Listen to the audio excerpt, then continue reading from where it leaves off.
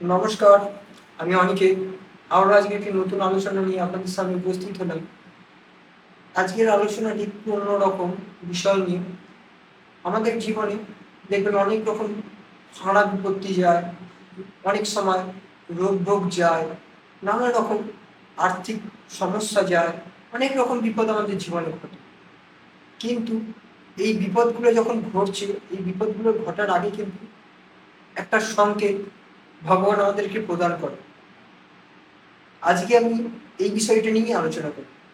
বিষয়টা হলো, এমন কিছু অশুভ সংকেত রয়েছে যে সংকেতটা মাধ্যমে আপনি জানতে পারবেন আপনার জীবনে কোনো বড় বিপত্তি আসতে চলেছে। তাহলে চলুন দেরি না করে শুরু করা যাক। প্রথমেই বলে রাখি, কোনো সময় যদি দেখেন বাড়ির রান্নাঘর বা বাথরুমের কলের পাইপলাইন ফেটে গিয়ে সেখান দিয়ে জল লিক করে বেরোচ্ছে, ঠিক আছে, তাহলে আপনি নিশ্চিন্তভাবে জানবেন আপনার জীবনে কোনো আর্থিক সমস্যা আসতে চলেছে, বা কোনো একটা আর্থিক বড় সমস্যা বা আর্থিক ক্ষেত্রে একটা ধাক্কা কিন্তু আপনি পেতে চলেছেন। দ্বিতীয় নম্বর বিষয়টা নিয়ে যেটা আমি আলোচনা করব, আপনার বাড়ির মধ্যে কোনো গাছ রয়েছে, সেই গাছ যদি আচমকা হঠাৎ করে একদিন শুকিয়ে গেল, তাহলে জানবেন আপনার জীবনে কিন্তু কোনো বিপত্তির সম্ভাবনা রয়েছে। আপনার জীবনে শারীরিক দিক থেকে কিন্তু কোনো বড় সমস্যার ইঙ্গিত দেখাচ্ছে এই বিষয়টি। বাড়িতে আমাদের প্রত্যেকের বাড়িতে কিন্তু কোনো না কোনো কাঁচের জিনিস রয়েছে। কাঁচের কাপ, প্লেট, গ্লাস, অনেক কিছু বিষয় থাকে। বাড়িতে কোনো কাঁচের জিনিস বা চীনামাটির জিনিস যদি পরস্পর ভাঙতে থাকে, তাহলে জানবেন আপনার বাড়িতে কিন্তু একটা বড় সমস্যা বা বিপদ কিন্তু আসতে চলেছে। সেটা আর্থিক ক্ষেত্রেই হোক, বা মানসিক ক্ষেত্রেই হোক, বা শারীরিক ক্ষেত্রেই হোক, একটা বিপদ কিন্তু আসতে চলেছে। আপনার বাড়িতে যদি আচমকা কোনো কারণে আয়না ভেঙে যায়, তাহলেও জানবেন আপনার বাড়িতে কিন্তু কোনো একটা বড় বিপদ আসতে চলেছে। সতর্ক থাকুন। বাড়ির মধ্যে তো পোষ্য কুকুর বিড়াল এইগুলো থাকে। এই পোষ্য কুকুর বিড়ালে যদি আচমকা কোনো অদ্ভুত আচরণ দেখতে পান, বা হঠাৎ তাদের কোনো কারণে মৃত্যু ঘটে, বা অস্বাভাবিকভাবে শারীরিক কোনো অসুস্থতা ঘটে, তাহলেও জানবেন আপনার বাড়ির উপর কিন্তু কোনো ক্ষতিকর প্রভাব পড়তে চলেছে। জীবনে বড় রকম সমস্যা আসতে চলেছে। সতর্ক থাকুন অতি অবশ্যই।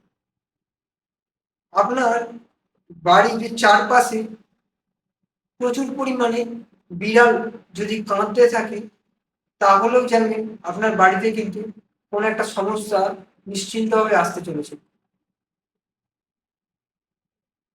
অনেকেরই দেখবেন শরীরের মধ্যে, অর্থাৎ সেই ব্যক্তিটি রাস্তা দিয়ে যাচ্ছে, হঠাৎ করে তার গায়ে কাক মলত্যাগ করে।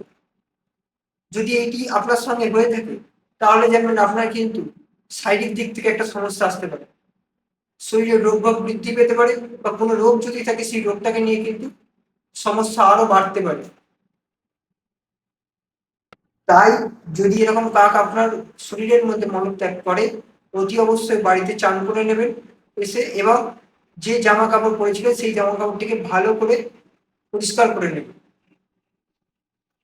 বাড়িতে যদি কোনো ইলেকট্রনিক্স জিনিস বারবার নষ্ট হয়ে যায়, তখন ইলেকট্রনিক জিনিসটা কিনছেন, জিনিসটা নষ্ট হয়ে যাচ্ছে। আপনি মোবাইল কিনছেন, মোবাইলটা হাত থেকে পড়ে বারবার ধরে ভেঙে যাচ্ছে।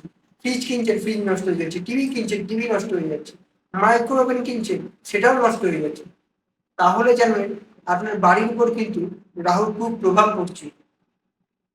এটা কিন্তু আপনার জীবনে একটা বড় আর্থিক সমস্যা নিয়ে আসতে পারে, একটা মানসিক আঘাত নিয়ে আসতে পারে। তাই আপনাদেরকে এই সময় কিন্তু সতর্ক থাকা প্রয়োজন। কোনো কোনো ব্যক্তির দেখবেন আচমকা চোখের নিচে কালো স্পট, ঠিক আছে, হাতের তালুর মধ্যে আচমকা কোনো তিল দেখতে পাওয়া যায়, ঠিক আছে, শরীরের মধ্যে আচমকা কোনো জায়গায় একটা কালো দাগ বা স্পট, ঠিক আছে, বা আপনি ঘুমাচ্ছেন কিন্তু আপনার ঘুম আসছে না, বারবার ঘুমটা ভেঙে যাচ্ছে, তাহলে জানবেন এটা কিন্তু একটা খারাপ সংকেত আপনাকে প্রদান করছে। আপনার শারীরিক দিক থেকে কিন্তু একটা অসুস্থতার লক্ষণ এটা আপনাকে প্রদান করছে। এই সময় এই জন্য সতর্ক থাকার চেষ্টা করুন। অনেকেই দেখবেন হাতে ঘড়ি পরে, এই আমি যেমন হাতে ঘড়ি পরেছি, অনেকেই দেখবেন হাতে ঘড়ি পরে, হাতে ঘড়ি পরতে গিয়ে দেখবেন অনেকেরই হাত থেকে ঘড়িটা মাটির মধ্যে পড়ে যায়।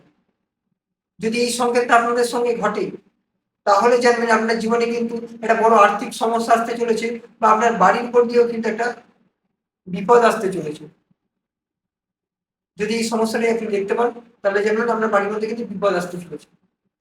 আমি যে কটি বিষয় বললাম, যে কটি সংকেত বললাম, এই সংকেতগুলো কিন্তু অশুভ সংকেত।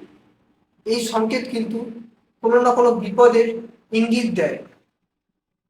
যদি এই সংকেতগুলো আপনার সঙ্গে ঘটে থাকে তাহলে অতি অবশ্যই সতর্কতা অবলম্বন করুন, বা কোনো অভিজ্ঞ জ্যোতিষীর সঙ্গে পরামর্শ করুন। তাহলে দেখবেন আপনি এই সমস্যা থেকে কিছুটা হলেও মুক্তি পাবেন। আজকে আমার আলোচনাটি এখানেই শেষ করলাম। আমি পরের দিন আরো বিস্তারিতভাবে আলোচনা করব এই বিষয় নিয়ে। আমার ভিডিওটি যদি আপনাদের ভালো লেগে থাকে, যদি মনে করেন আমার কথাগুলো যুক্তি সাপেক্ষ, তাহলে অতি অবশ্যই আমার চ্যানেলটিকে সাবস্ক্রাইব করে দিয়ে পাশে থাকা বেল আইকনটি প্রেস করে দেবেন, যাতে আমার ভিডিও সবার আগে আপনার কাছে পৌঁছে। লাইক, কমেন্ট, শেয়ার অতি অবশ্যই করবেন। নমস্কার, আসছে আবার পরের এপিসোডে। এই আলোচনা তো শেষ না, এই আলোচনা চলতেই থাকবে, আর আরো নানা রকম তথ্য নিয়ে আমি আপনাদের সামনে তুলে ধরব। নমস্কার।